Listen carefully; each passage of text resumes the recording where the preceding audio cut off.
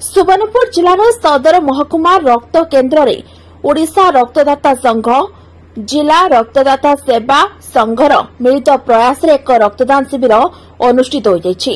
ए कार्यक्रम रे जिला रक्तदाता सेवा संघ सभापति मनोज पंडा द्वारा परिचालित होइतिला।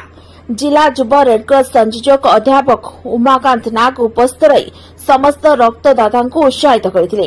ए रक्तदान शिविर उद्देश्य युद्ध समय रक्तदान द्वारा देशर अखंडता और साहस वृद्धि सहित देशर आभ्यंतरीण सुरक्षा जोगाइबा और देशभक्ति को प्रदर्शन करने सकाशे ए शिविर उद्देश्य बोली जिला रक्तदाता सेवक संघ पक्षरु कहुछि।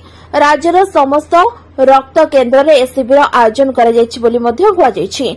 ए रक्तदान शिविर रे मध्याह्न पर्यंत 20 रु अधिक जन स्वेच्छाकृत रक्तदान करिथिबार जणा पड़िथिला। काउंसिलर जगत दारवान, टेक्नीशियन टीटू भोई और रेवती महापात्र प्रमुख ए रक्तदान शिविर को परिचालना करथिले। सोनपुर श्रीकुमार महांत रिपोर्ट ओची लाइव। अधिक खबर देखिया ओची लाइव को सब्सक्राइब करंतु एवं ए खबर टी को अधिक शेयर करंतु।